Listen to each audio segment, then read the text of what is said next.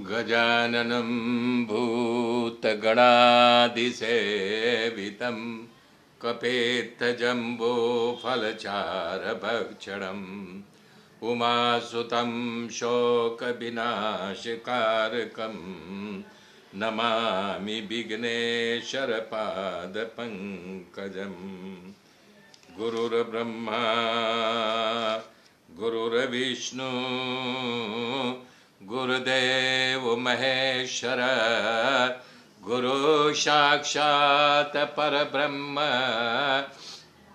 तस्मै श्री गुरुवे नमः। या कुन्देन्दु तुषार हारधवला या शुभ्रवस्त्रावृता या वीणा वरदण्डमण्डितकरा या श्वेतपद्मासना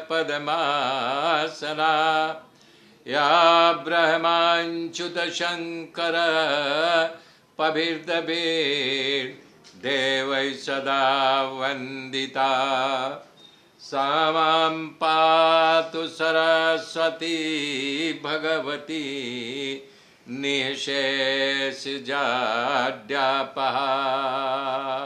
निःशेषजाड्यापः।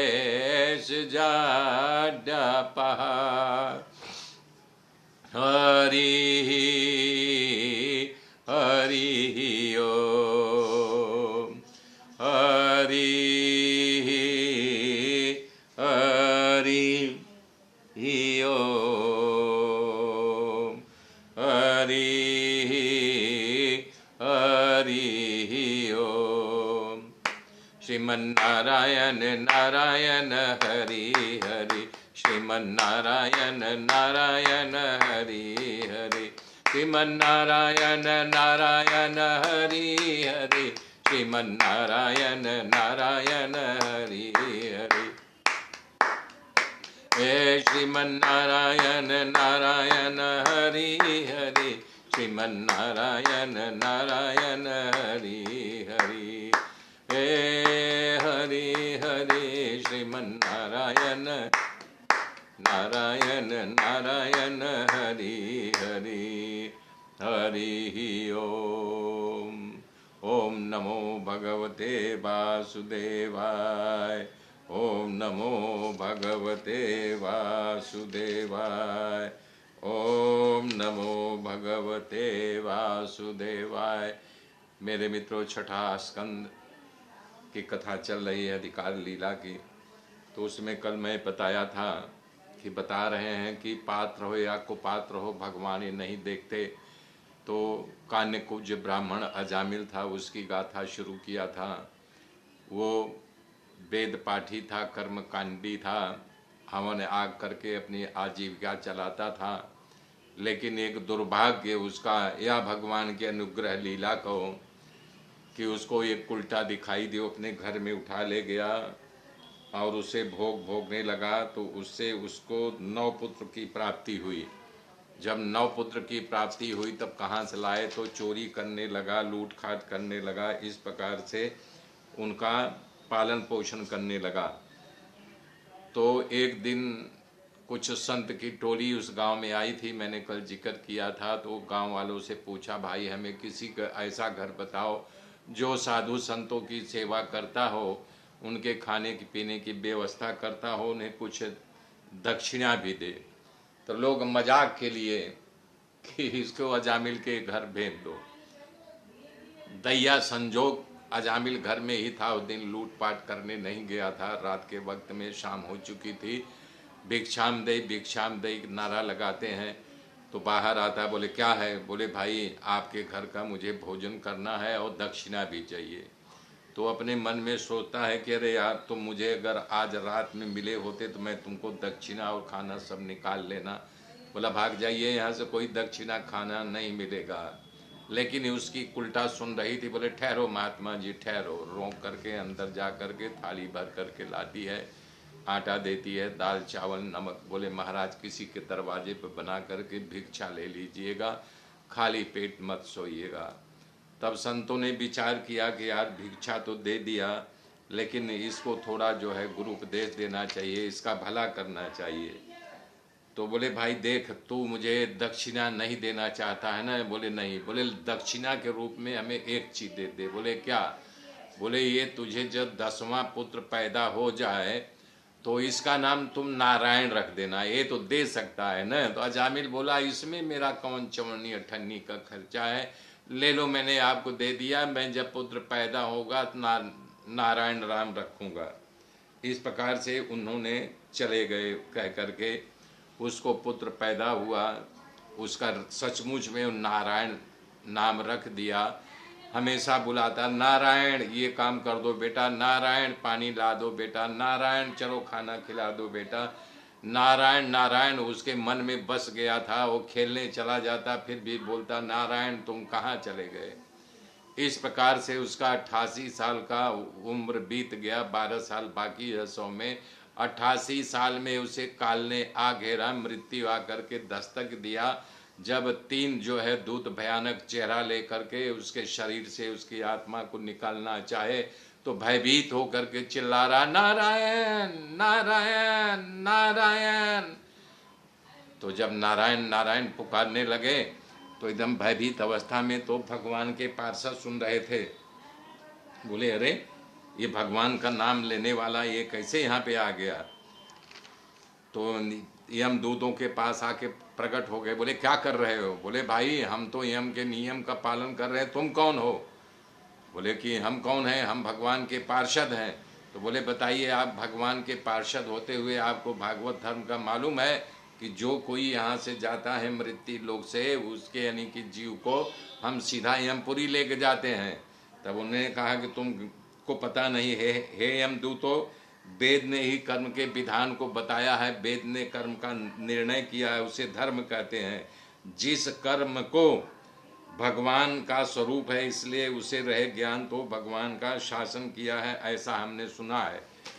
बोले मतलब कि बोले ये 3 बार चिल्लाया नारायण नारायण नारायण, ते हमारा अधिकार हो गया, ये बैकुंठ जाएगा, अब यमपुरी नहीं जाएगा, भाग जाओ इधर से।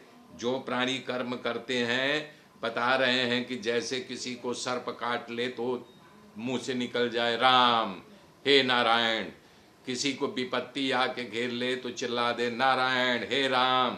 तो ऐसे अंत समय में जिसके मुख से जाने अनजाने में करे, अगर अनजान में भी अमृत पी लो तो अमृत पी ही लिया न। ऐसे चाहे जान से चाहे अनजान में जब भगवान का नाम ले लिया तो नारायण उसके पास आ गए। इसलिए हम लोग आए हैं। इसमें शांत अशांत, मूढ़ और सुखी दुखी, चाहे शांत हो लो चाहे अशांत लो, चाहे मूढ़मती में लो चाहे जैसे लो, दुख या सुख में लो, तो धार्मिक अधार्मिक बोल रहे हैं, मिश्र भी है और मिश्र नहीं भी है। इस प्रकार से अनुमानित करके मनुष्यों को वर्तमान भूतकाल भविष्य पाप और पुण्य का अनुमान करा देते हैं कि इसका अंत में क्या किया है। सारी पाप राशि अंत समय में भगवान का नाम लेने से स्वतः जल जाती है, भागवत में लिखा गया हुआ है। तो बोल रहे हैं कि इसी प्रकार से शरीर की प्राप्ति होता है। जीव के वासना के आधार पर कभी स्त्री बनकर, कभी पुत्र बनकर, कभी पिता बनकर योनियों में भटकता रहता है अपने वासना अपने कर्मों के अनुसार से। अब यमराज के पास तुम लोग नहीं ले जाओगे, हम इसे नारायण भगवान के पास ले जाएंगे। सुखदेव जी करें हे राजा परीक्षित, भगवान के पार्षदों ने यम दूतों की ये बात सुन करके कहा कि हे यज्ञ के दूतों, अब हमें आश्चर्य हो रहा है कि धर्म की सभा में अधर्म प्रवेश कर गया है क्या? निर्देश निर्दोष व्यक्ति को सजा हो रही है। प्रजा का रक्षक और शासक एक ही होता, कई होते हैं। अगर सब राजा हो जाएं तो सब यानी कि सजा देने लगे, आज्ञा का पालन करने लगे, आज्ञा देने लगे, तो आज्ञा का पालन कौन करेगा? ये तो जबरदस्ती ले जा रहे हो। हे अजामिल, भले विश्वासता या विवशता पूर्वक या विश्वास के साथ भगवान का नाम लिया तो उसका कल्याण हो गया। जो नाम मोक्ष पद को प्राप्त कराता है, इसके मुख में नारायण नारायण नारायण नारायण ऐसा 4 बार निकला। तो बता रहे हैं कि जब सुखदेव जी ने कहा, इस भगवान के पार्षदों ने अजामिल को यमराज की फांसी से छुड़ा करके भगवान के पास बैकुंठ ले गए। लेकिन ये जो यमराज के दूत थे वो यमराज के पास जा कर के कहा कि महाराज, हम तो आपको ही राजा माने थे और मानते रहेंगे और मान भी रहा हूँ, लेकिन ऐसा और कोई है आपके ऊपर जो आपकी आज्ञा का उल्लंघन कर दे, आपकी आज्ञा न मान करके कोई और आज्ञा करे? बोले मतलब? तो सुखदेव जी राजा परीक्षित को बता रहे हैं कि यमदूतों यमराज के पास जाकर के शिकायत की कि हे प्रभु, कि हम तो उस पापी आत्मे के जीव को निकाल करके आपके पास ला रहे थे, लेकिन उसके मुख से जाने अनजाने में नारायण नारायण ऐसा शब्द निकल गया, तो हम दौड़ करके गए, उसको बांध करके हम आपके पास लाए हुए हैं। कहना चाह रहे हैं कि आपके पास न ला करके, यमपुरी में न ला करके वो बैकुंठपुरी ले गए। तो बोले कि देखो, संसार में जीवों का कर्म का फल देने वाले राजा कितने हैं मुझे बताइए। तो शासन करने वालों की संख्या बढ़े तो सुख चैन सब मिट जाएगा न प्रभु? यमराज से पूछ रहे हैं उनके जो है दूत। तब वो बोल रहे हैं, महाराज अभी तक मैं ऐसा मानता था कि इस संसार जो चक्र चलता है आप ही एक राजा हैं। अब आप ही बताइए, आज खबर पड़ने वाली है कि आपके अलावा कोई और किसी को शासन कर सकता है, वो हमें विस्तार से बताइए, जो कि कभी ऐसा बना नहीं है। हे महाराज, आपकी आज्ञा से हम लोग एक पापी आत्मा को बांध करके आपके पास ला रहे थे, तभी 4 दिव्य पुरुष आए, बोले मैं भगवान का पार्षद हूँ, उसको बांध करके ले गए। सुखदेव जी बोले, इस प्रकार से जब यमदूतों ने यमराज के सामने फरियाद किया, तब यमराज भगवान का स्मरण किया। मेरे मित्रों, आगे की गाथा कल बोलूँगा, तब तक के लिए जय श्री राम, जय श्री राम, जय श्री राम।